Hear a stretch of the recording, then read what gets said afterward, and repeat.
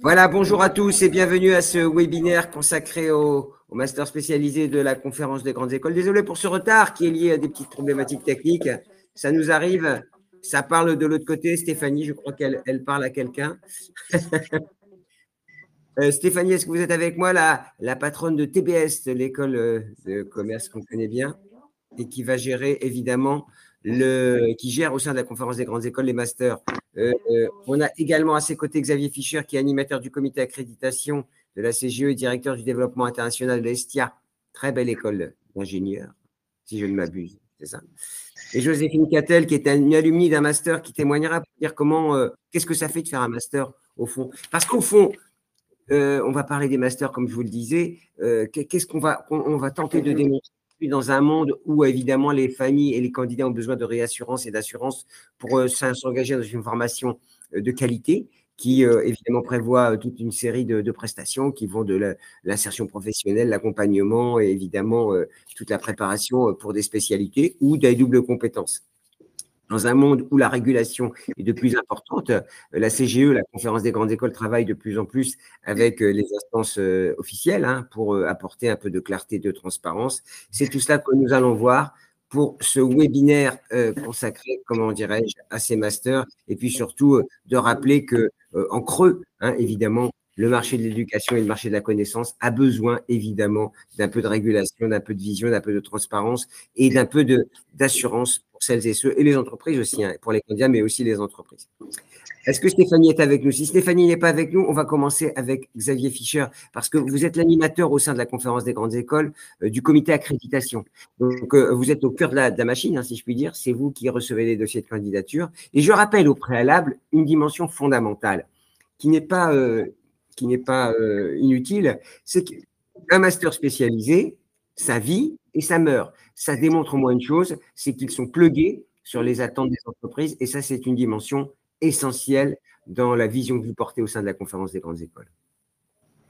Oui, merci beaucoup pour me donner la parole. Donc, en attendant que Stéphanie nous rejoigne, Stéphanie est là, peut-être. Allez-y, Xavier, commencez avec donc effectivement, moi j'ai la chance auprès de Stéphanie de piloter un pool de 30 experts. Donc experts, alors on essaye de préserver la parité dans le pool d'experts, parité école, c'est-à-dire que vous y trouvez des représentants d'écoles d'ingénieurs, de business ou d'autres spécialités, notamment l'art culinaire. 2 personnes se sont intégrées au pool cette année venant d'écoles issues de l'art culinaire. On a aussi une parité thématique, c'est-à-dire qu'on essaye de recouvrir l'ensemble des thèmes, des grands thèmes du champ professionnel actuel, en se met en adéquation avec le marché, donc au sein du groupe d'experts. Et puis, nous avons aussi dans le groupe des académiciens, des personnes qui viennent des écoles, mais aussi des professionnels en poste, ce qui nous permet d'avoir à la fois une vision académique des propositions de formation qui nous sont remontées par les écoles, mais aussi une vision très professionnalisante, puisque, comme vous le disiez, un master spécialisé est en accord avec le marché. Le master spécialisé est là pour donner un emploi aux jeunes, aux jeunes les moins jeunes, puisqu'il y a aussi des formations continues dans les masters, donc aux personnes qui rejoignent ces formations-là. Et à ce titre-là, donc le label de la CGE se veut être une garantie, une caution pour les familles et les élèves qui s'apprêtent à rejoindre le marché du travail. Et donc la professionnalisation est assez rapide d'ailleurs à l'issue d'un master spécialisé. Mais c'est aussi une caution pour les employeurs, puisqu'en donnant ce label, on montre aux employeurs que la formation a le mérite d'exister et elle est en adéquation avec leurs attentes, avec leur marché, et qu'à l'issue du master, on leur fournira des personnes qualifiées. Stéphanie, évidemment, vous êtes d'accord avec tout ça, mais je voudrais replacer cette chose dans un contexte un peu plus large. La conférence des grandes écoles a un rôle, j'allais dire, aux côtés, j'en parlais, des instances de régulation pour apporter de la vraie transparence au marché. Complètement. Et ce qu'il faut savoir, c'est que le fait de… Eh ben voilà, on a perdu Stéphanie. Comme quoi, on n'est pas encore. Vous savez, Amazon a rappelé tous ses collaborateurs en full time, et Ubisoft vient de le faire, ce qui provoque une grève d'ailleurs. Xavier, on continue ensemble. Moi, ce que pour lever un peu le débat, c'était la notion de la conférence des grandes écoles qui se positionne évidemment comme un organe de référence aux côtés du régulateur officiel. Oui, alors, en ce qui nous concerne, on essaye d'accompagner aussi les écoles vers un enregistrement à France Compétences, donc auprès du RNCP. Donc, on est une personne, donc Stéphanie Lagorce, au sein de la CGE, est en charge d'accompagner les écoles pour faire en sorte que, après une labellisation par la Conférence des grandes écoles, on puisse avoir aussi un enregistrement RNCP, ce qui donne une caution supplémentaire et une liaison forte aux branches professionnelles et aux attentes du marché. Et on précise, hein, Xavier, c'est intéressant, c'est que finalement, ça peut aller assez vite, à la mesure du marché. C'est-à-dire que le marché, il a besoin de professionnels, c'est pas dans 5 ans, c'est pas dans 10 ans, c'est parfois dans l'année. Et c'est ça qui est intéressant, on peut avoir cette réactivité, et dans un monde où on empile les règlements, c'est pas mal d'avoir un peu cette vision un peu quick win, hein, c'est-à-dire on a une idée, on la check, enfin on la teste, pardonnez-moi, et puis on peut aller assez vite.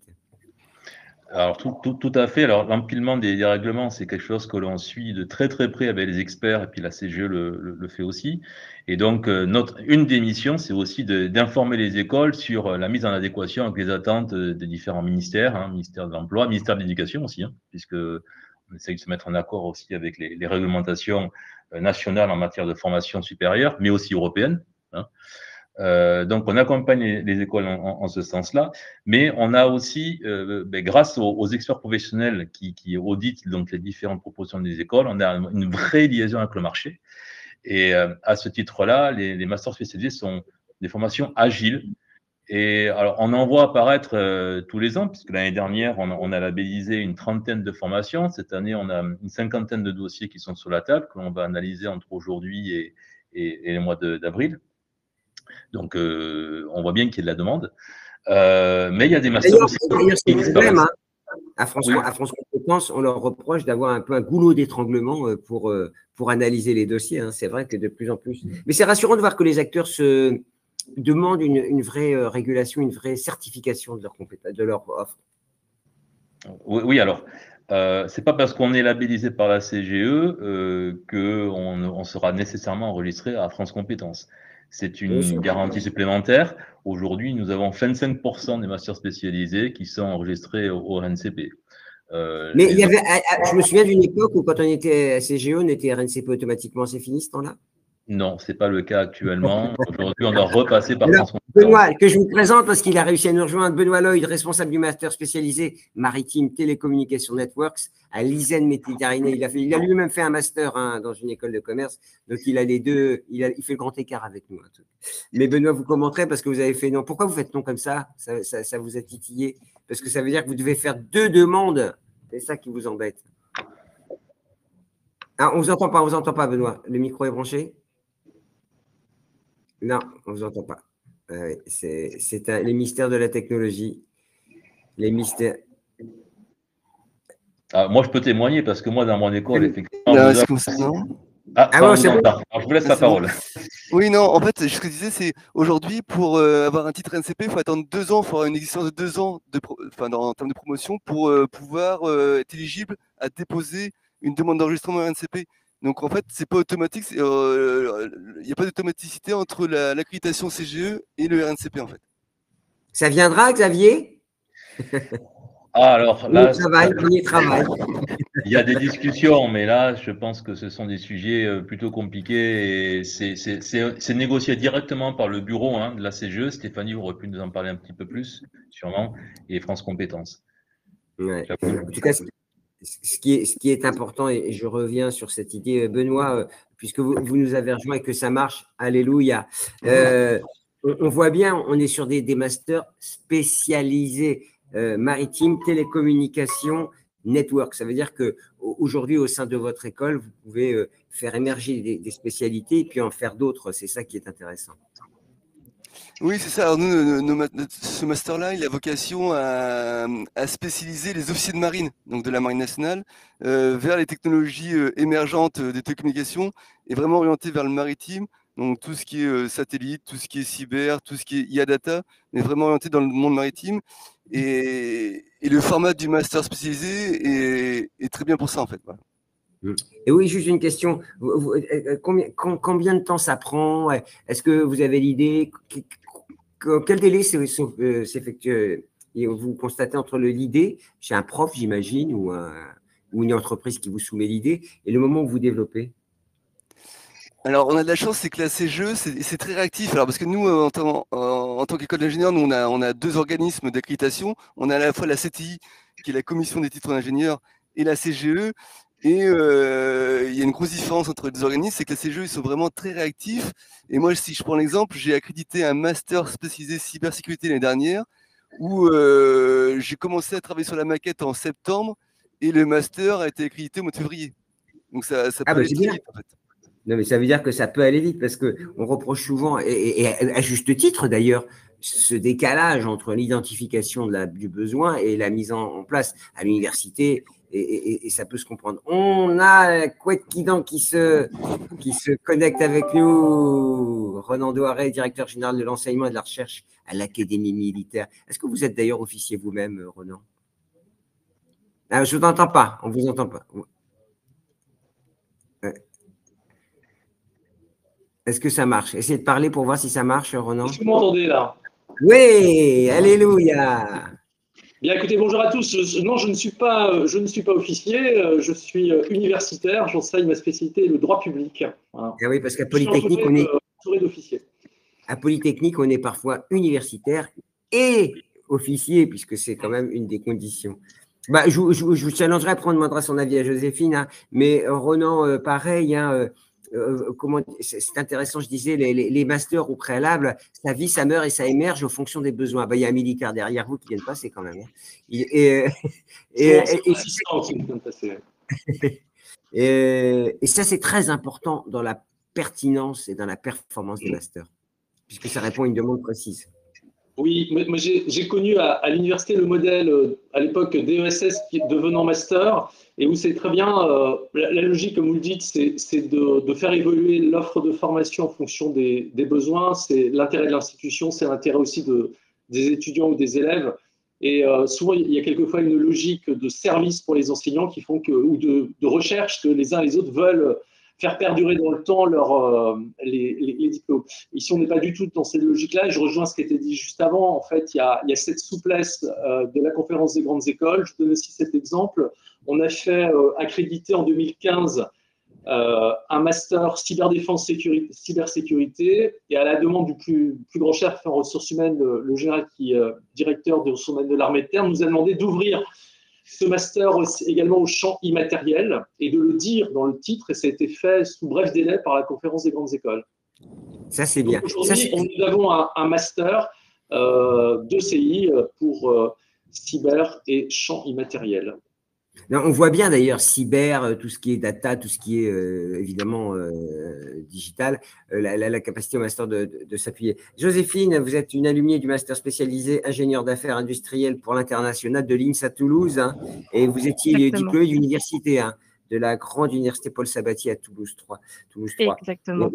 Aujourd'hui, vous êtes business développeur chez Énergie Transition Air Product. Alors, je ne sais pas exactement ce que c'est, vous allez nous le dire. Mais ce qui est intéressant, c'est la trajectoire que ça propose, hein, ces masters. C'est ça qui, évidemment, ça permet d'accélérer, d'acquérir certaines choses qui permettent justement de se positionner différemment et peut-être en mieux sur le marché du travail.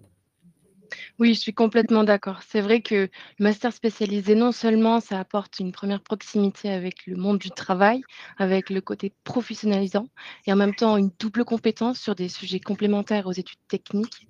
Et non seulement, c'est enfin un tremplin qui est vraiment un succès.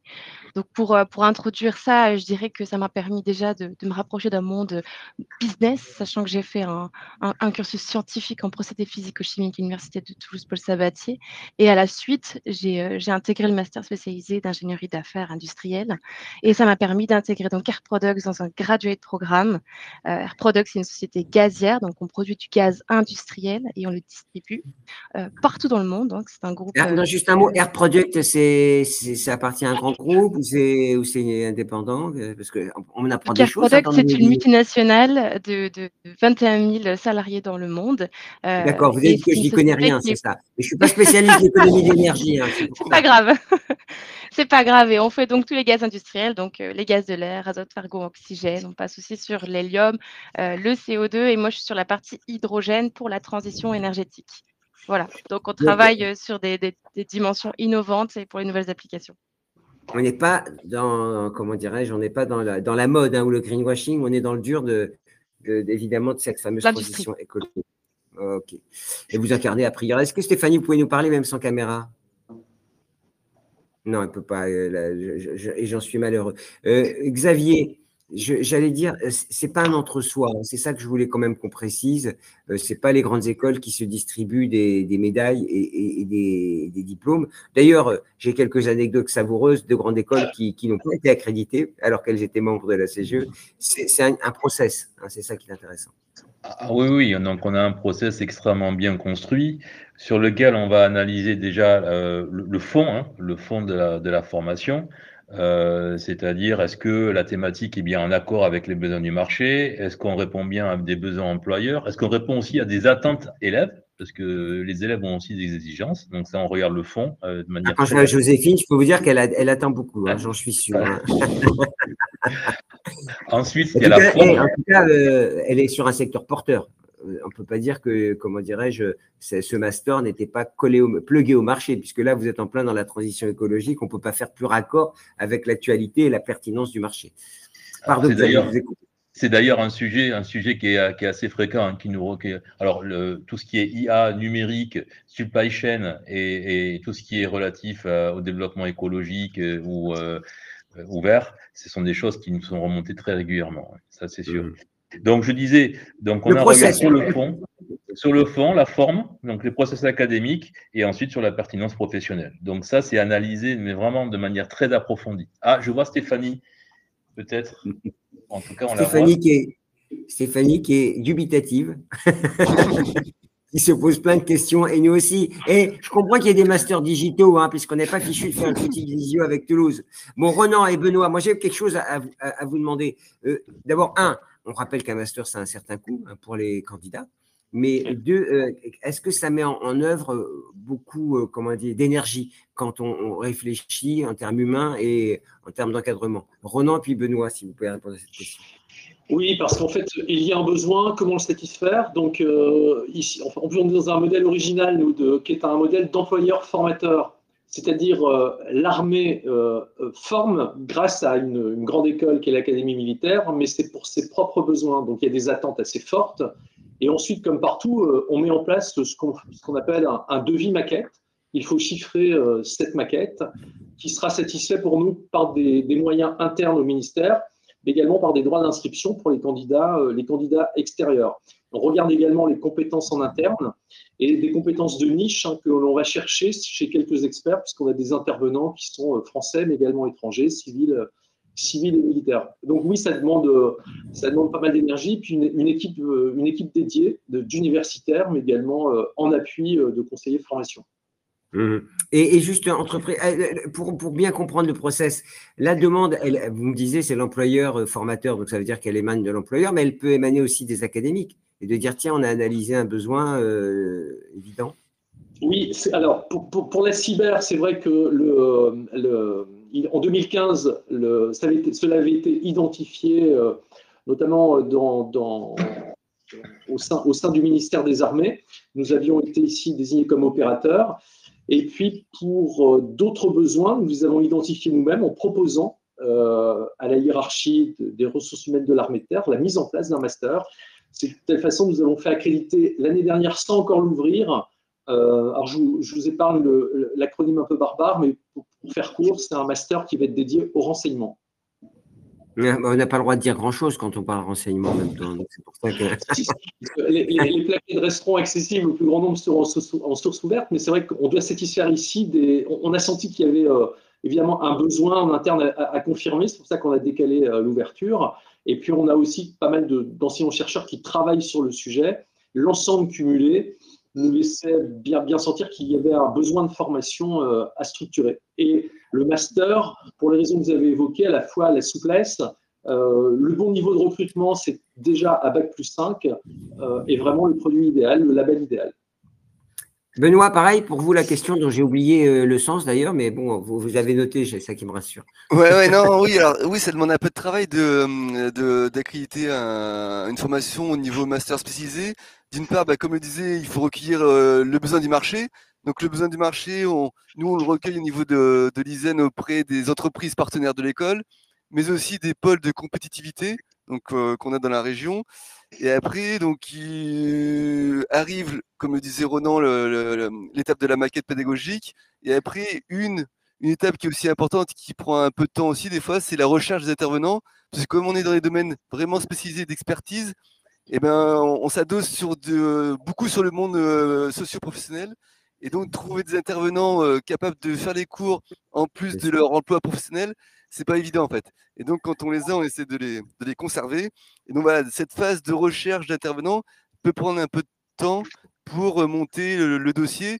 Mais moi, ce que je vois aussi avec la CGE, c'est que déjà, le dossier de demande d'accréditation est relativement bien fait et il ne demande pas, il demande pas des choses qui sont complètement orthogonaux Oui. par rapport à ce qu'on pourrait avoir. Et donc, c'est quelque chose qu'on peut faire assez rapidement, en fait. Mais là, il y a une phase amont qui est incompressible et qui peut prendre un certain temps, notamment la recherche d'intervenants dédiés au domaine dans lequel on Xavier, veut. dans les process, hein, on est bien d'accord que la validation de la demande d'entreprise est fondamentale. Parce que ça peut être les meilleurs théoriquement du monde avec les meilleurs profs. S'il n'y a pas une demande en face, vous mettez un point de vigilance, j'imagine. Tout à fait. On regarde quelle est la relation, la forme de la relation entre l'école et l'entreprise et le marché. Et généralement, on attend en fait des lettres de soutien d'entreprise pour une demande de formation ou de pôle. Donc ça, c'est avec un vrai engagement. C'est-à-dire qu'on attend à ce que l'entreprise exprime une volonté et un besoin en termes d'employabilité. Voilà. Joséphine, un petit mot aussi pour votre regard usager, si je puis dire, d'usager, enfin de cliente, hein, puisqu'il s'agit quasiment de ça. Quelle est la part du master dans votre embauche? C'est-à-dire, quelle est parce que vous étiez déjà diplômé, voire surdiplômé dans des spécialités, c'est peut-être l'acquisition d'une couche supplémentaire, c'est la confiance que vous avez acquise ou c'est l'affichage d'une belle marque avec une grande école? C'est les trois, exactement. C'est autant donc la connaissance, le réseau, mais aussi donc la crédibilité que cela apporte à un candidat qui candidate à des différents types de postes. Et clairement, cette double compétence et ce master spécialisé que j'ai effectué, donc MSCI, qui est enregistré au NCP, m'a permis d'accéder à un graduate programme, hein. C'est quand même un système qui est assez spécifique et qui n'est pas accessible à tout type de candidats. Et je sais que voilà, le master spécialisé est vraiment l'outil qui m'a permis de décrocher ce Juste un métier. mot, parce que les masters spécialisés, alors je ne connais pas tous les prix, mais on est entre 10 et 20 000 euros, j'imagine, à peu près. Enfin, ça peut monter à 25 000. Vous, comment vous avez fait pour financer votre année? Alors moi, j'ai financé mon année de manière indépendante, donc avec mes économies, et sachant que l'investissement que cela représente est clairement intéressant sur du moyen terme, long terme. Donc c'est un choix personnel. Maintenant, je sais qu'il y a Moi aussi aussi, des mais- capacités de prêt et il y a aussi la possibilité de faire des alternances en Oui, fonction c'est des masters on en spécialisés. parlera. Stéphanie, je crois, si je ne m'abuse, que là, ça a l'air de bien marcher, votre truc. Mais pourquoi? Vous étiez avec un ordinateur des années 80, vous étiez avec un IBM ou un Atari, avec quoi vous avez travaillé? Stéphanie, alors, on va reprendre un peu avec vous parce que, évidemment, hein, vous êtes présidente, alors je donne votre titre, vous êtes VP en charge de la commission accréditation, conformité et labellisation de la conférence et vous êtes aussi directrice générale de Toulouse Business School que vous avez repris, j'allais dire, avec efficacité, hein, si j'en juge par les palmarès qui se suivent et se ressemblent. Donc, Stéphanie, un mot sur cette ambition que vous portez avec la conférence des grandes écoles et ces diplômes, ces masters spécialisés pour revenir un peu sur l'introduction de notre webinaire. Je pense que ce qu'il faut avoir en tête, c'est que les masters spécialisés, c'est vraiment des portefeuilles qui sont des pépites pour les grandes écoles d'ingénieurs, de management et les écoles de spécialité. En vérité, on peut l'envisager sous deux angles. Le premier, c'est se dire, je fais ce master qui est un niveau Bac+6 parce que j'ai bossé pendant quelques années dans une entreprise, je veux redonner un élan à ma carrière, je veux aller sur un secteur d'activité qui est porteur parce que voilà, j'étais moi-même dans un métier qui était un petit peu en déclin.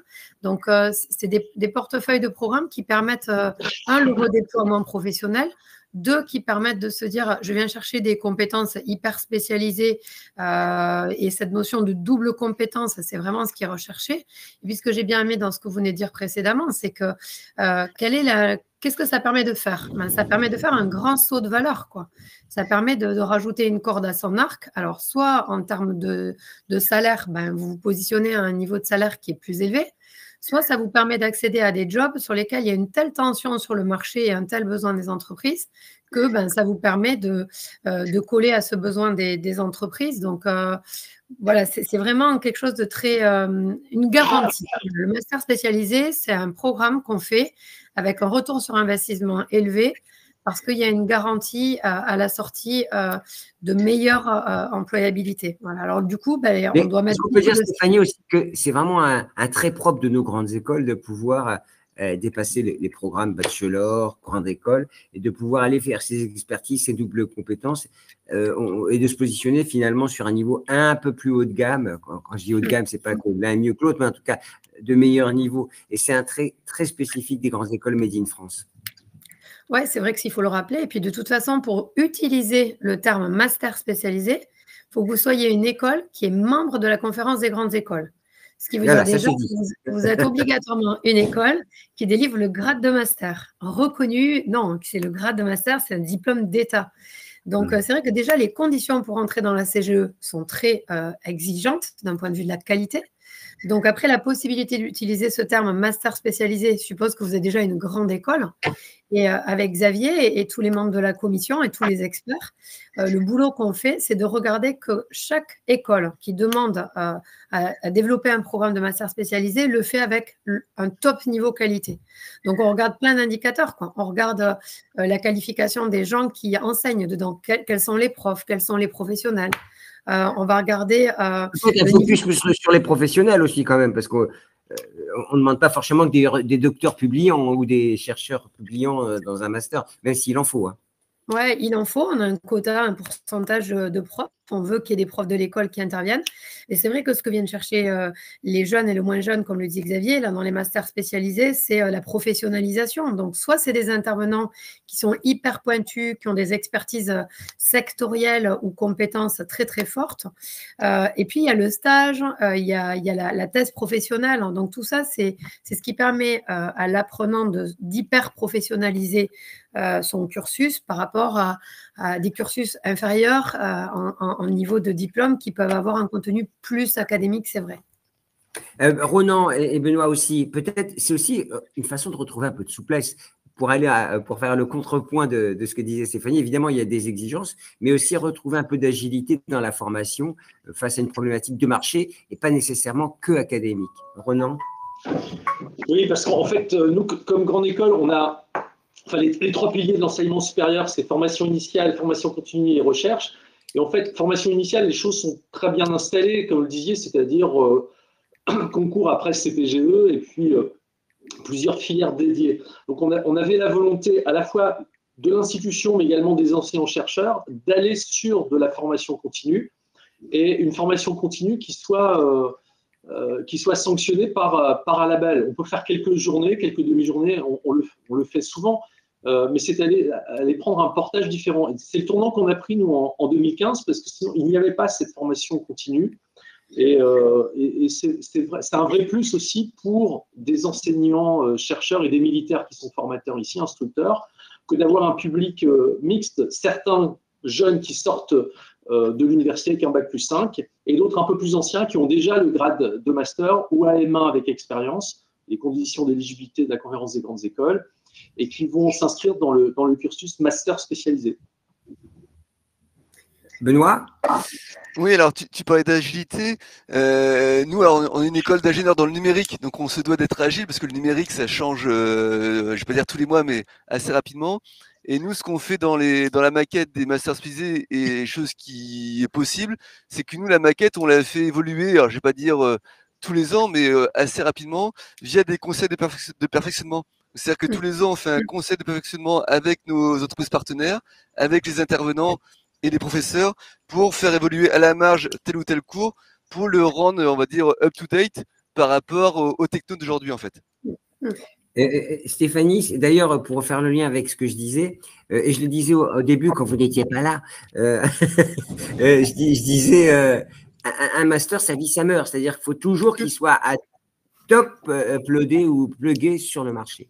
Ouais, ça, c'est vraiment un point hyper important. Ils ont été créés en 1983. L'objectif, c'est pas que les masters de 1983 existent encore aujourd'hui. S'ils existent, ça veut dire que il y a un update qui se fait sur des gros masters spécialisés qui tournent bien. Voilà, il faut renouveler les maquettes.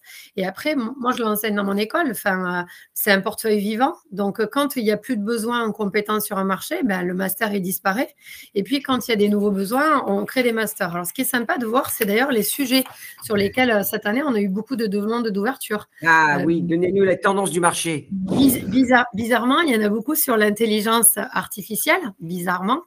Que ce soit dans les écoles d'ingénieurs ou les écoles de management d'ailleurs. Il y a pas mal de choses qui se sont faites sur toute la prise en compte de la sustainability, la responsabilité sociale, le développement durable et les impacts sur des supply chains. Donc, on voit bien que dans les créations de masters spécialisés, il y a cette question de coller à voilà, un moment sectoriel, un moment économique. Et là, je vous rejoins vraiment sur le fait que c'est des programmes qui se créent, qui sont supprimés. Et moi, je pense que quand ils sont supprimés, c'est qu'il n'y a plus de besoin en recrutement. Ils ne sont pas supprimés, ils sont en évolution en réalité. Il y en a qui sont supprimés. Il y en a qui sont supprimés. Qui disparaissent parce que voilà, il n'y a plus d'employabilité derrière ou il n'y a plus de besoin. Donc, il n'y a plus de candidats aussi, peut-être, tout simplement. Parfois souvent, aussi. Souvent, c'est un programme qui meurt comme ça. Hein. C'est que les gens le demandent moins parce qu'il y a moins de jobs ou alors que c'est moins dans l'air du temps. Mais en tout cas, il y a des programmes qui peuvent disparaître et d'autres créer. Donc, c'est vrai qu'on a beaucoup de choses en ce moment autour de l'IA, le big data, les supply chains. La responsabilité sociale, on sent que c'est des secteurs qui sont soit en tension, soit en perspective de recrutement. Et très sympa aussi de noter qu'en ce moment, ce qui marche très bien, c'est vraiment la double compétence manager-ingénieur. Voilà, ça, c'est des spécialisés qui marchent ultra bien.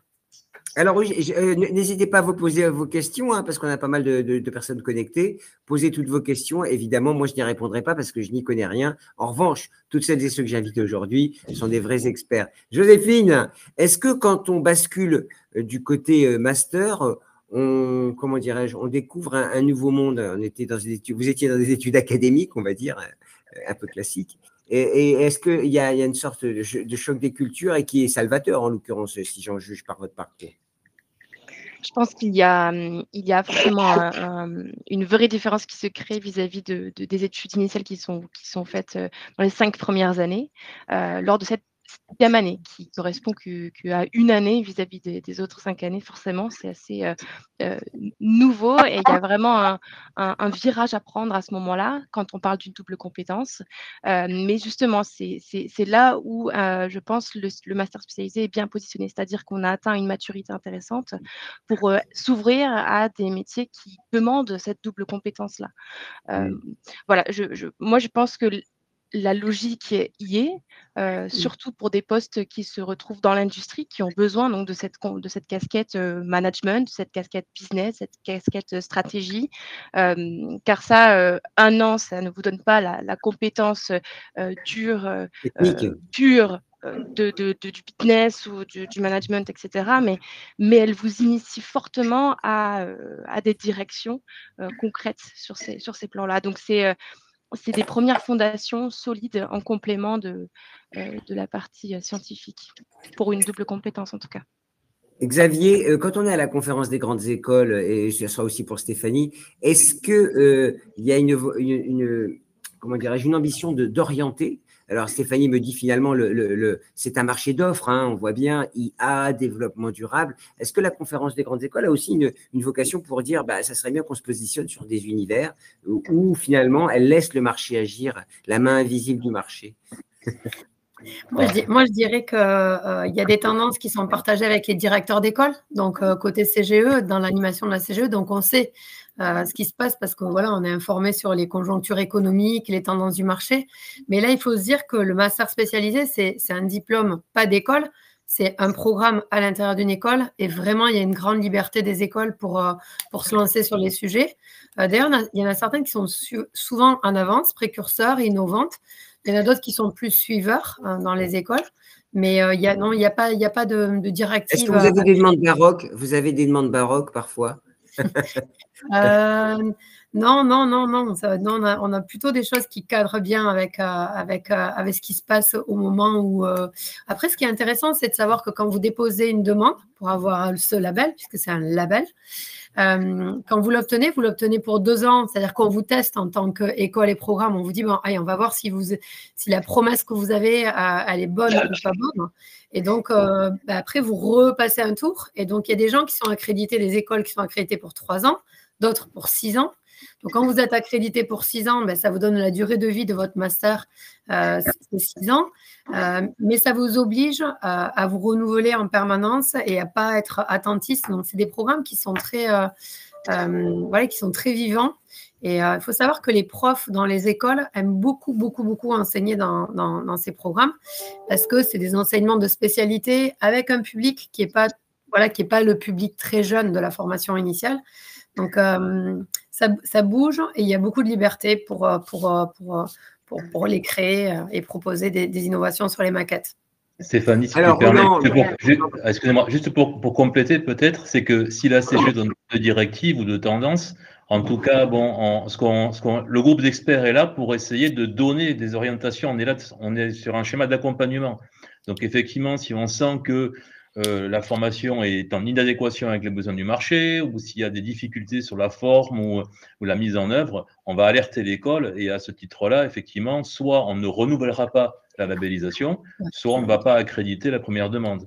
Et sur les chiffres de l'année dernière, par exemple, sur 30 demandes reçues d'habilitation, de labellisation, on n'en a labellisé que 28. Donc, il y en a 2 qu'on a considérées peut-être inadéquates par rapport aux besoins du marché ou sur l'organisation.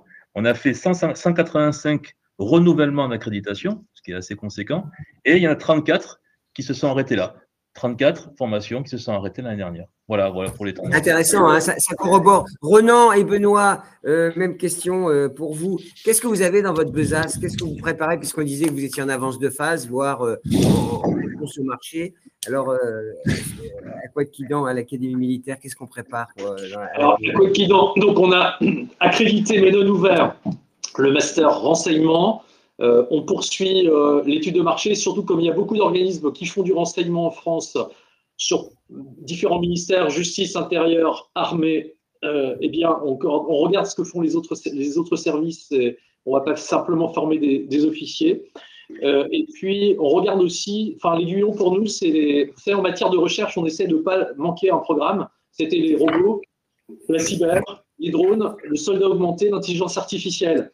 Et on va regarder s'il y a un besoin spécifique qui peut être ponctuel ou pérenne à former des officiers, notamment sur l'intelligence artificielle et ou le soldat augmenté, qui pourrait aider dans les prochaines années au dépôt d'un dossier d'accréditation près de la conférence des grandes écoles. Voilà, c'est à l'étude. Mais évidemment, il faut toujours avoir un temps d'avance. Et il y a un autre élément que je ne sais pas si vous l'avez signalé, en principe, en tout cas sur le label et la formulation, la conférence des grandes écoles accrédite à titre exclusif la grande école qui dépose un titre. Et ça, c'est quelque chose de précieux. Ça veut dire quoi? Vous pouvez préciser, ça veut dire quoi? Je laisse peut-être la vice-présidente le préciser. En fait, quand il y a une demande qui est faite, elle est uniquement valable pour l'entité qui dépose le programme. Et ce programme, une fois que vous l'avez développé, vous ne pouvez pas le redévelopper ailleurs. Il est attaché à une école. De façon exclusive. On ne peut pas copier, quoi. C'est ce que vous dites. On ne peut pas copier. En fait, on peut l'imiter et le redéployer ailleurs. Ça, c'est possible. Il y a des gens qui peuvent se dire, il y a un master tourisme durable qui marche bien à tel endroit. Ça m'a donné envie de le développer parce qu'il y a un besoin, mais il faudra que je refasse une demande. Donc, ce qui est accrédité, c'est l'école et le programme. Et c'est exclusif. Après, ce qui est très sympa aussi à savoir, c'est que de plus en plus, on a des écoles qui développent des projets avec un autre établissement et qui déposent en commun un master spécialisé. Oui. Par exemple, école d'ingé, école de management qui ferait un master spécialisé sur l'intelligence artificielle. Ouais, ça, c'est intéressant. J'avais une question que j'ai oubliée, mais Benoît, même question pour vous. Qu'est-ce que vous avez dans Besace, à l'ISEN? Est-ce que vous êtes déjà en préparation? Alors, en préparation de master spécialisé, pas forcément pour l'année en cours, mais nous, les grands domaines qui nous intéressent et qui font l'objet d'échanges avec les entreprises partenaires, c'est tout ce qui tourne autour des sites embarqués, comme l'a fait remonter Saint-Cyr, mais aussi de plus en plus on avance sur tout ce qui est quantique, donc l'informatique quantique qui va arriver et qui va avoir des impacts notamment sur la cybersécurité en fait. Donc là, nous, voilà, le domaine du moment, c'est un peu le quantique ici à l'école. Ouais. Ah oui, un jour, on fera un webinaire là-dessus pour expliquer ce que c'est. Je pense qu'il nous faudra quelques jours. Le webinaire le plus long de l'histoire des webinaires. Joséphine, il y avait un point sur lequel vous souhaitiez insister quand on préparait ce débat. Vous me disiez, c'est une trajectoire, puisque ça vous permet de booster, de vous différencier, mais également c'est un réseau. Le réseau, non seulement des alumni, mais aussi des clients. Et ce n'est pas anodin quand même.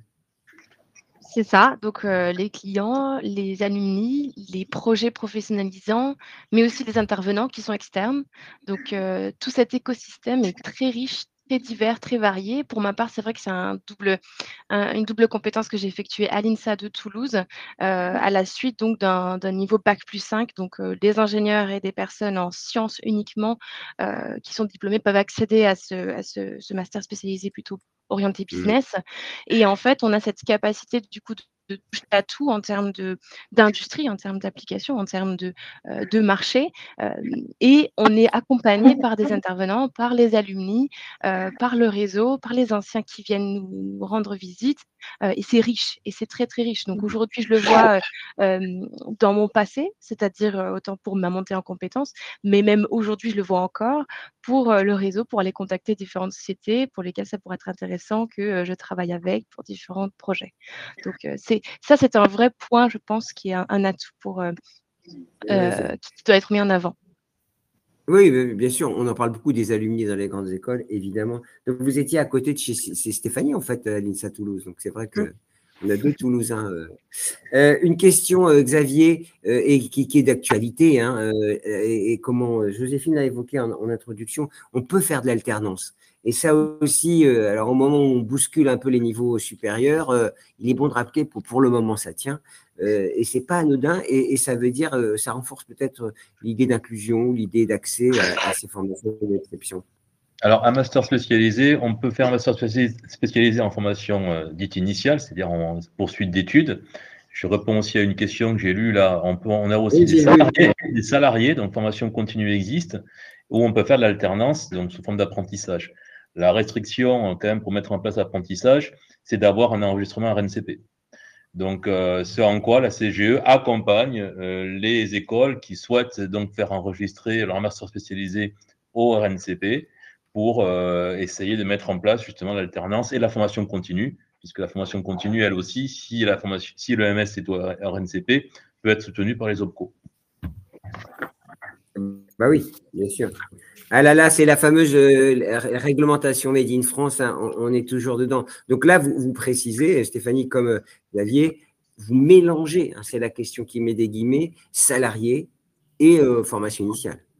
Oui, il faut dire qu'au démarrage de la création de ces masters spécialisés, ce n'était pas du tout le cas. C'était vraiment que des programmes de formation continue.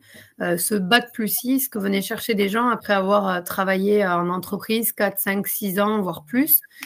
Aujourd'hui, on a des mix entre des étudiants qui peuvent sortir soit d'école, soit de l'université et qui viennent chercher ce niveau Bac+6. Donc, on a autant de formations initiales que de gens qui sont en formation dite continue. En revanche, ce qu'on voit bien depuis quelques années, c'est qu'il y a des gens qui ne feraient pas de master spécialisé s'ils n'avaient pas eu recours à l'alternance. Donc, on est très soucieux à l'heure actuelle sur les modifications de prise en charge de l'alternance. Est-ce qu'elles vont être réservées à certains niveaux de formation ou pas? Si elles n'étaient plus allouées aux gens sur les masters spécialisés, il y aurait un gros step en arrière. Parce qu'on le voit aujourd'hui, on le voit, il y a beaucoup de masters spécialisés qui basculent en part-time, qui s'adaptent aux populations qu'ils ont, et c'est génial parce que ça a permis à des gens qui n'avaient pas les moyens toujours financiers d'envisager le master spécialisé. Maintenant, c'est vrai qu'on est très soucieux de ça. Après, sous contrôle de Xavier, je crois que c'est un quart des masters spécialisés aujourd'hui qui sont attitrés avec un titre RNCP et qui sont donc éligibles. Donc, c'est quand même pas la globalité. Mais ça fait beaucoup parce qu'au total, il y a 350 masters spécialisés en France. Donc, quand on prend il y a des écoles qui en sont beaucoup. Hein. Il y a des écoles qui sont recordman des MS. Hein. J'en connais quelques-unes qui ont 20, 25 MS dans leur offre et dans leur catalogue, hein, quand même. Donc, c'est aussi c'est le signe d'un dynamisme de nos écoles, hein, parce que qui trouvent des ressources complémentaires pour se développer. Parce que, Ronan, moi, je voudrais savoir le pricing. Benoît, comment vous faites le pricing de vos masters? Je donnais un ordre d'idée, mais ça dépend. Alors nous, à l'ISEN, le prix, il est indexé sur les frais fixes, en fait. C'est-à-dire que si on fait un master en formation initiale ou un master en formation continue, ça dépend du nombre d'heures, en fait. Et donc, tout dépend du nombre d'heures, de la qualité des intervenants. Donc après, nous, comme n'importe quel business plan, en fait, on fait le prix de revient et dessus, on met une marge. Et puis, en fait, c'est le prix du master. Sachant que le but, c'est pas non plus de... Enfin, chaque chose a un prix et donc le but c'est pas non plus parce que ce qui est gratuit n'a pas de valeur et donc le but c'est pas non plus de descendre trop bas et voilà, il faut être il faut que ça corresponde à un diplôme de master spécialisé, en fait. Donc nous, grosso modo, les prix c'est entre, si tu en revenais au prix tout à l'heure, c'est entre 10 et 15 000 euros. Le master spécialisé, en fait. C'est plutôt la fourchette basse, hein, du marché, hein, à vue de nez comme ça. Oui, alors après tout dépend. Alors nous à l'ISEN, on n'est pas une école dans le haut des classements des écoles d'ingénieurs comme peut être Polytechnique, Centrale et tout. Donc après il y a ça aussi qui fait le prix d'un master spécialisé. Il y a la renommée de l'école, en fait. C'est sûr que dans le business, un master spécialisé à HEC ou dans une autre école de commerce n'a pas le même prix non plus parce qu'il y a la valeur de l'école dedans.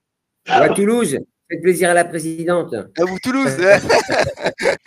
Non, donc il y a la valeur de l'école qui rentre en jeu dans le prix du master spécialisé, en fait. Non, c'est vrai que c'est une question qui est hyper intéressante et selon les établissements dans lesquels on fait son master spécialisé, le prix ne sera pas le même. Donc, il y a la valeur de la marque, la position de l'école hors master spécialisé dans les rankings qui comptent beaucoup. La moyenne en France, elle est plutôt autour de 15, 16, 17 000 euros au global pour la majorité des écoles. Mais tu peux avoir des écoles qui te factureront 20 000 euros un master spécialisé, qui a pignon sur rue, qui a une super belle réputation, et d'autres qui te le mettront à 10, 11 000. Et il aura aussi une super bonne réputation. Donc, voilà, le pricing, il est un petit peu...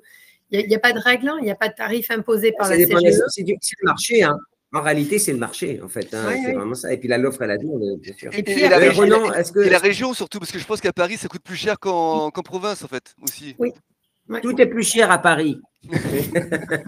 Et Toulouse. Ronan, pas Toulouse aussi, hein, c'est pas mal, hein, parce que c'est quand même une très grosse agglomération, si je ne m'abuse. Ronan, même question pour vous. Alors, votre statut fait que parfois les prix peuvent être adaptés ou financés ou cofinancés. Je ne sais pas comment ça fonctionne. Si on forme des officiers, c'est à titre gracieux, puisque on a une dotation du ministère. Deuxième situation, si on forme des agents d'autres ministères que le ministère des Armées, comme l'Intérieur, la Justice, ça peut être aussi l'aviation civile. C'est demi-tarif, donc on est à 6 500, 7 000 euros l'année. Et pour les inscriptions autres, on est à 13 500, 14 000 euros à peu près l'année. D'accord. Alors je dis pas, c'est pas la provocation, mais je dis la formation a un coût et le label Saint-Cyr n'a pas de prix. Bon, mais je pense qu'on n'est pas les prix les plus élevés du marché, mais c'est nouveau parce qu'on avait un modèle juridique jusqu'à il y a 2-3 ans qui nous empêchait d'encaisser des droits d'inscription. On avait vraiment la volonté, c'était pas nécessairement pour des raisons financières, mais la volonté d'ouvrir la promotion. Et on trouve très bien qu'il y ait aussi des cadres d'entreprise qui nous rejoignent, ou des étudiants. Voilà, comme ça, on a des cadres régulièrement de différentes entreprises qui nous rejoignent. Et nous, on a deux modèles, en fait. C'est-à-dire, on a un modèle classique sur une année académique, avec formation académique, stage et thèse professionnelle. Et on a remarqué, mais on n'est pas, c'est pour tous les formateurs, les opérateurs pareil, grande difficulté pour les entreprises, administrations de libérer leur cadre sur plusieurs mois. On a le modèle concurrent, une semaine par mois sur 2 ans. Après, ce qui est compliqué, c'est la mise en œuvre avec des formations partagées et de faire se rencontrer les deux catégories de population, mais on le fait. Mais justement, j'avais une question parce que moi, si j'ai bien retenu, en tout cas, il y avait quelques masters et MBA online, totalement. Vous parliez de part-time, Stéphanie, mais il y a aussi maintenant une offre online qui peut se faire. Est-ce que vous l'accréditez ou vous exigez quand même du présentiel? Je commence, Xavier, et puis tu complètes. C'est vrai que alors, le part-time, ça a été très développé parce que l'alternance. Donc, forcément, on est obligé d'adapter des maquettes avec un peu de présence dans l'école et de l'absence parce que l'apprenant, il est en entreprise. Ensuite, on autorise d'avoir du distanciel, du digital, mais ça ne doit pas dépasser un certain pourcentage des formations qui sont délivrées dans le master spécialisé. Donc, quand par exemple une école dépasse 40% de tout ce qu'elle fait en distanciel et en digital, nous, on va regarder au niveau des experts ce qui se passe parce qu'on ne veut pas que ce soit un diplôme qui soit, comment dire, qui soit complètement détaché de ce qui peut se passer dans la salle de cours. Et ce qui est vraiment génial dans un master spécialisé, c'est le mix entre tous les apprenants parce que c'est un peu un truc 360. Il y a des cours qui sont délivrés par des profs, par des spécialistes et des experts professionnels. Et puis, il y a des gens qui ont des profils et des backgrounds très différents, d'où l'idée que c'est super important pour nous que les gens se rencontrent dans la salle de cours. Donc, aujourd'hui, on n'accrédite pas un 100% distanciel MS, là où on l'a pour d'autres formations. Donc, la réponse est non. La réponse est non. Il n'y a pas du online. Je vais peut-être compléter. En fait, effectivement, Stéphanie l'a bien dit. Donc, les formations qui proposent du online entre 0 et 20% du temps de cours, bon, mais ça, on va regarder comment c'est mis en œuvre, mais on sera attentif à la mise en œuvre, mais généralement, on l'accepte assez facilement. Au-delà de 20% jusqu'à 40%, en fait, on veut être sûr que l'école a la capacité de mettre en place des cours online, sait utiliser les outils numériques, et à ce titre, donc, on lui demande de passer un autre audit, qu'on appelle le label Fort Digital. Et donc, si effectivement l'école obtient ce label, on lui permet de faire entre 20% et 40% de cours en distanciel. Et aujourd'hui, là, je parle sur le contrôle de Stéphanie, au-delà des 40%, on est encore un peu retenu, mais ce sera possible dans le futur avec un niveau supérieur du label Fort Digital, qui sera le niveau expert, où là, il y aura un audit des outils numériques de formation dans l'école. C'est ça, hein, Stéphanie? C'est ça. Oh là là, Xavier, il parle avec parcimonie et à bon escient. Hein. Stéphanie, on est d'accord? Tout est OK? Ah ben, c'est Stéphanie qui fait la stratégie, donc je m'appelle.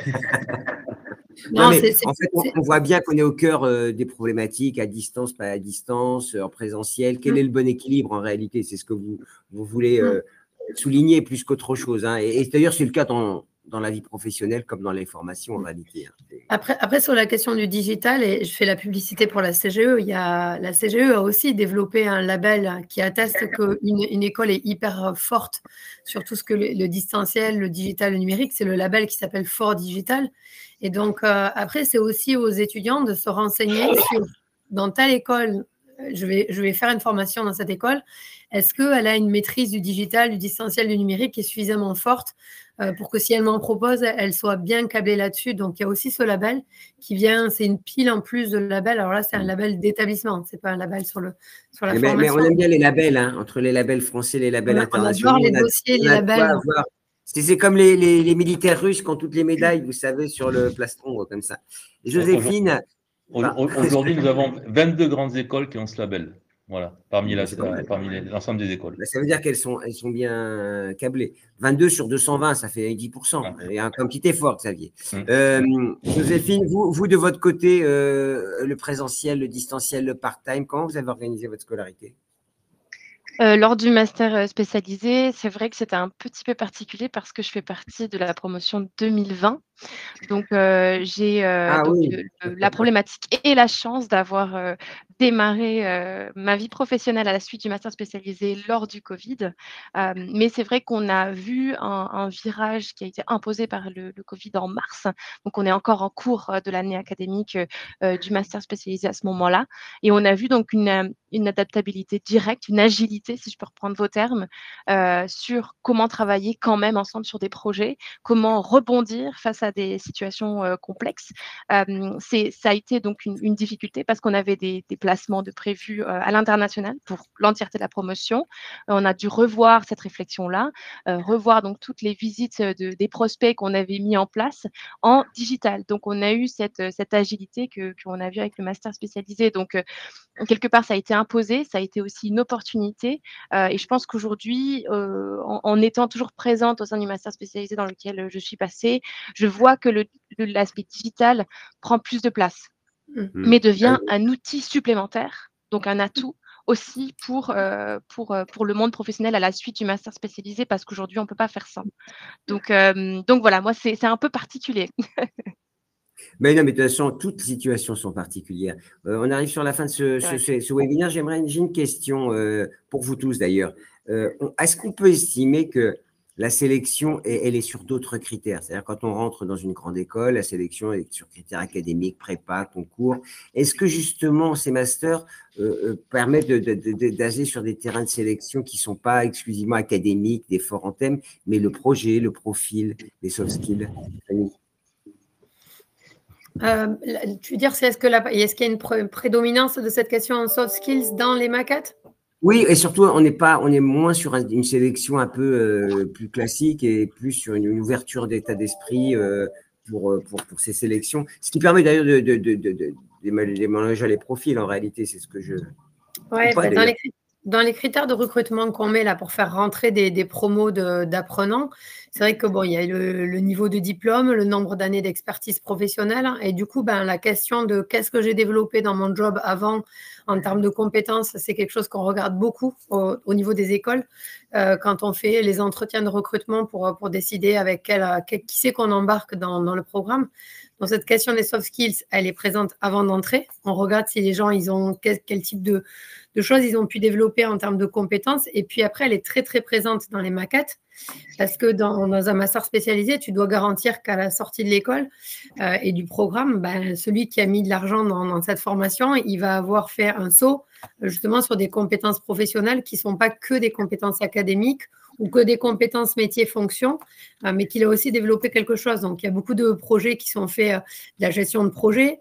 Il y a beaucoup de comment on s'accapare les nouveaux outils. Beaucoup de masters spécialisés sont en train d'intégrer les outils de l'intelligence artificielle dans la formation, dans les maquettes, pour montrer aux gens comment il va falloir bosser dans les entreprises.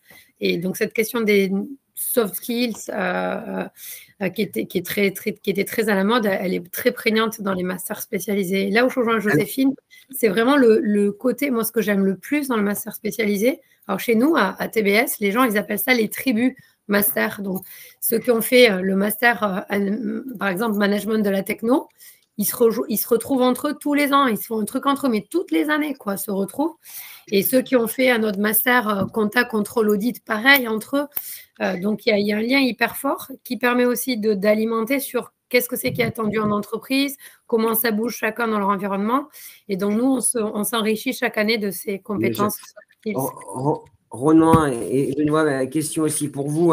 Est-ce que quand vous recrutez en master, parce que Stéphanie m'a répondu partiellement, mais je vais vous la poser à vous.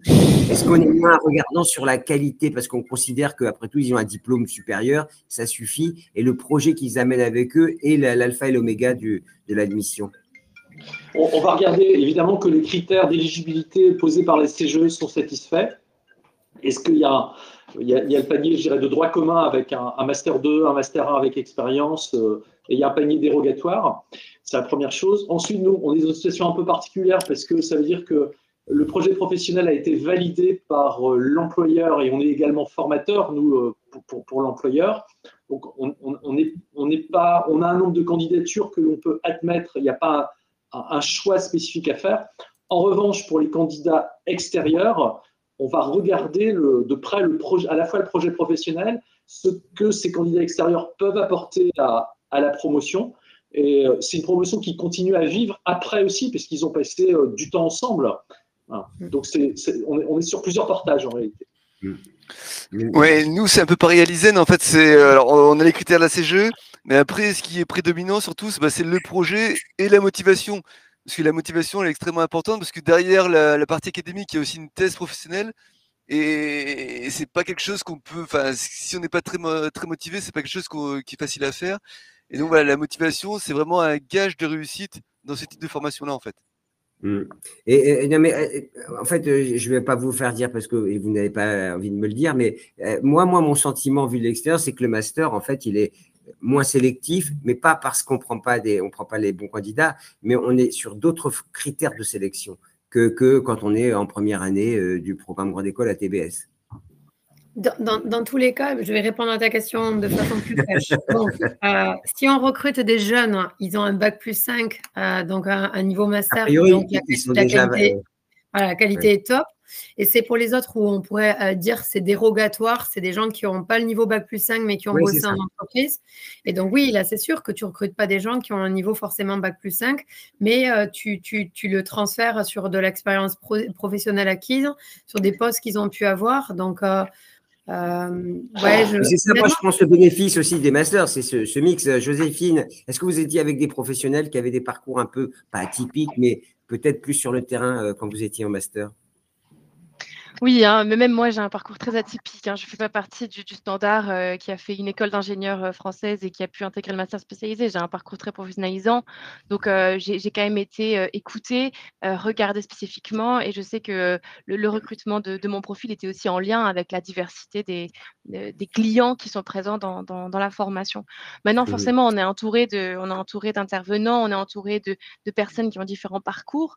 Et il y a une vraie diversité. Et ça, c'est quelque chose que je me permets de mettre en avant aussi, cette diversité qui est assez riche et qui permet de voir, de toucher à tout, que ce soit les domaines d'application, que ce soit les structures, que ce soit les sociétés, que ce soit les interventions. Il y a des intervenants qui sont aussi des académiciens et qui viennent de différentes structures. Donc, pour moi, cette diversité, c'est une richesse assez forte et le recrutement, il est autant au niveau des candidats que des intervenants, si je peux me permettre.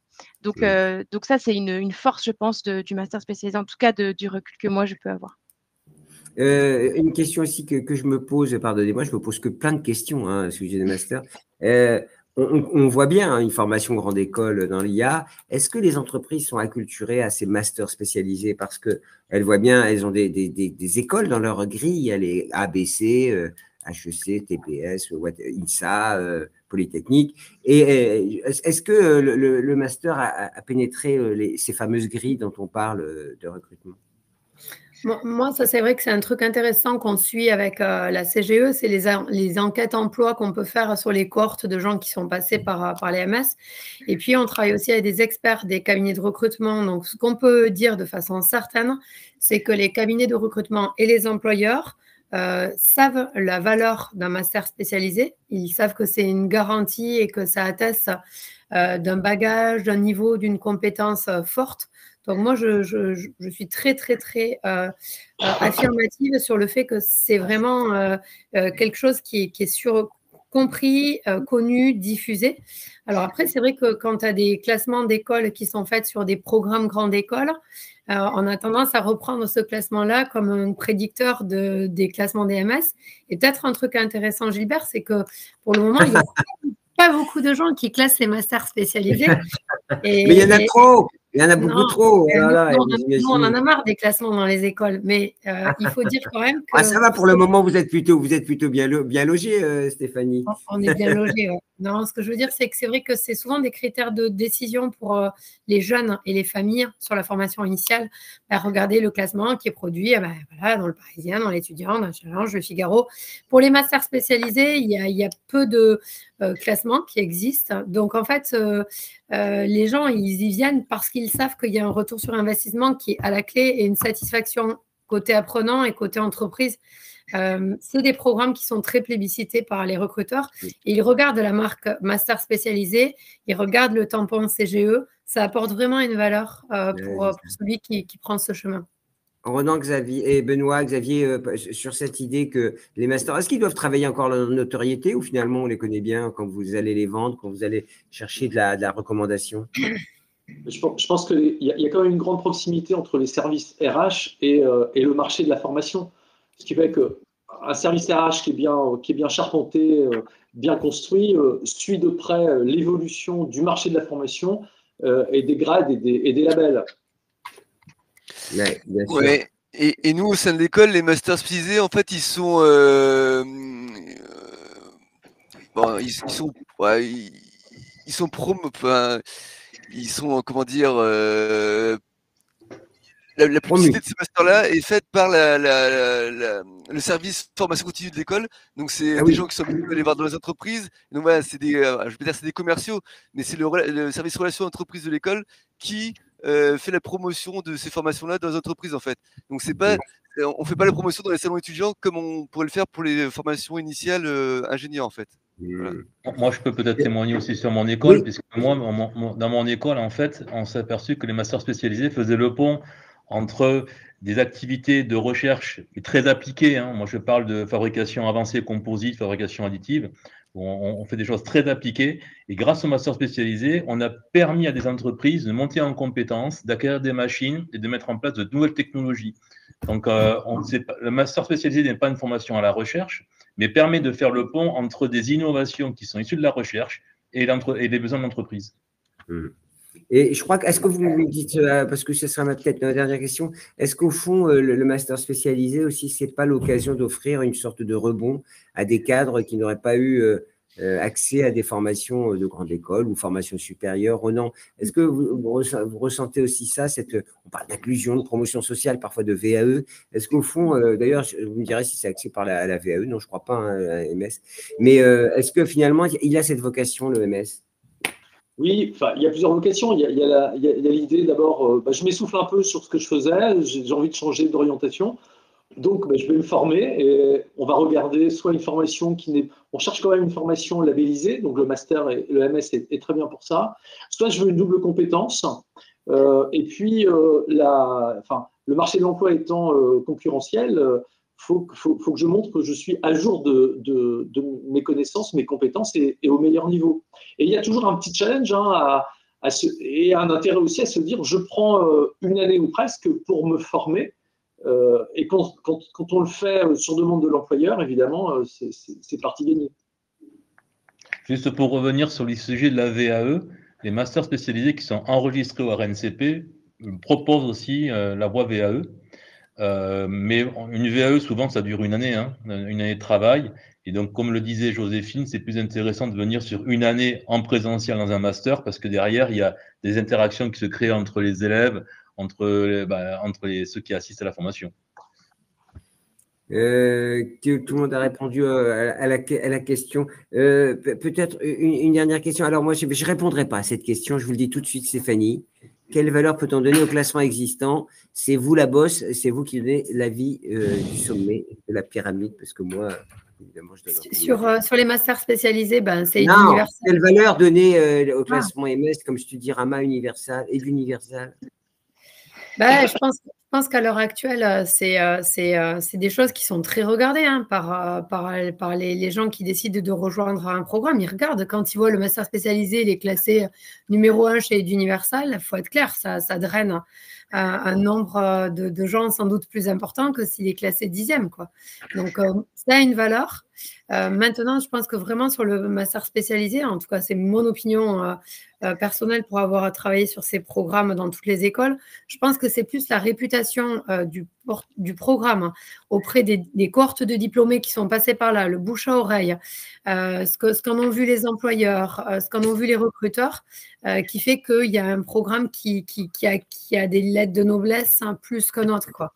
Voilà, pour moi, c'est en tout cas, je note bien, Stéphanie, et je le ressortirai le jour voulu. Vous avez demandé un palmarès des masters. Je m'emploierai évidemment à le développer si, évidemment, on me donne une tribune. Et je vous solliciterai, bien entendu, en disant, c'est pas moi, c'est Stéphanie qui l'a demandé.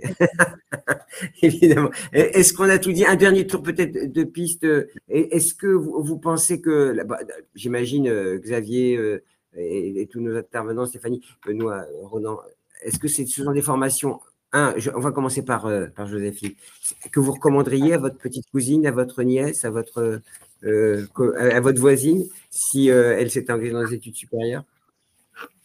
Moi, je recommande clairement le master spécialisé. Aujourd'hui, je suis même intervenante au sein de ce master spécialisé que j'ai Bah, voilà. effectué. Donc, voilà, je suis un petit peu vendue. Maintenant, c'est pas forcément pour tout le monde. Il faut aussi une diversité de niveaux d'études pour une diversité d'emplois à la clé.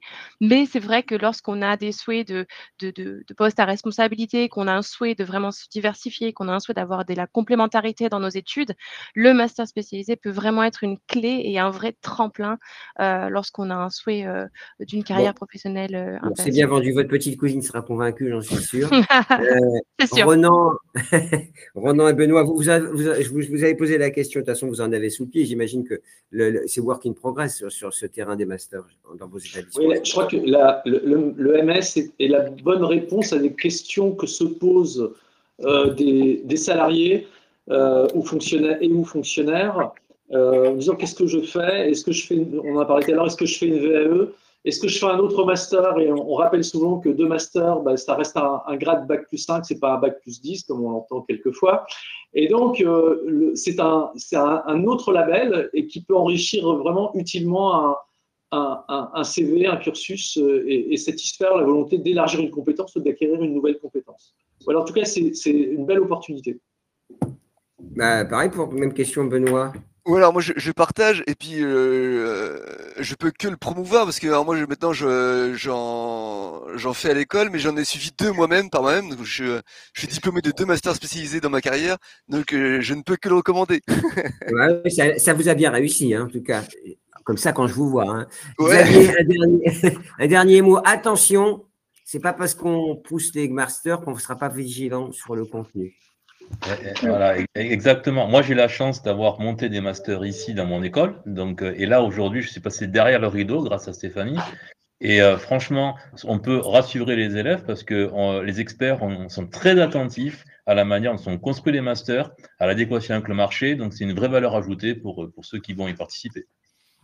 Bon, Stéphanie, je crois qu'on a fait le tour de la question. Hein, quelle garantie, hein, c'était ça au fond, si on revient à la question de base, vous vous souvenez, master spécialisé de la conférence des grandes écoles, quelle garantie? Je crois que les garanties, on les a données et surtout, à la CSB, c'est pay for value, je ne sais pas comment ils appellent ça. Il faut montrer qu'on en a bien pour son argent. Au fond, c'est ça. Hein, si on choisit une belle marque, on paye cher, on passe 1 an de supplémentaire, c'est pour vraiment un résultat. Moi, je dirais que c'est pour le mot de la fin, c'est 100% garanti avec un master spécialisé. Et c'est vraiment le mot qui caractérise le mieux, c'est un accélérateur, un transformateur de trajectoire professionnelle. Donc voilà, soit on se renouvelle complètement, soit on accélère. Mais à la clé, il y a le succès, donc 100% garanti. Merci beaucoup. Je prie d'excuser tous nos internautes pour les débuts un peu chaotiques techniquement. J'ai compris comprendre que la fibre n'est pas complètement développée à Toulouse, c'est ça? Vraiment, c'était un problème de réseau sur la ville. D'accord. À Côte-Quidan, c'était venu un peu plus tard, mais bon, c'est venu. Bon, à Lisaine aussi. Et comment dirais-je, Xavier, bon, ça marchait très bien. Joséphine était la première, je dois avouer. Comme quoi, je ne sais pas s'il y a un lien entre les masters et la connectivité, mais en tout cas, preuve est faite aujourd'hui que vous étiez la première. Quant à moi, ça a marché aussi, donc ça veut dire qu'à Paris, chez nous, tant que ça a marché. Merci beaucoup et à Campus Matin. Merci à tous nos partenaires, merci à la CGE, merci à Stéphanie, merci à tous nos intervenants. Comment dirais-je, le webinaire sera en replay pour toutes celles et ceux, c'est une question qu'on nous a posée, pour toutes celles et ceux qui voudraient le revoir. Et évidemment, il y a beaucoup de choses. Merci et bravo aux intervenants. On nous dit le délégué général de la CGE, ça veut dire qu'on était bon. Merci à tous, à bientôt. Au revoir, merci. Au revoir.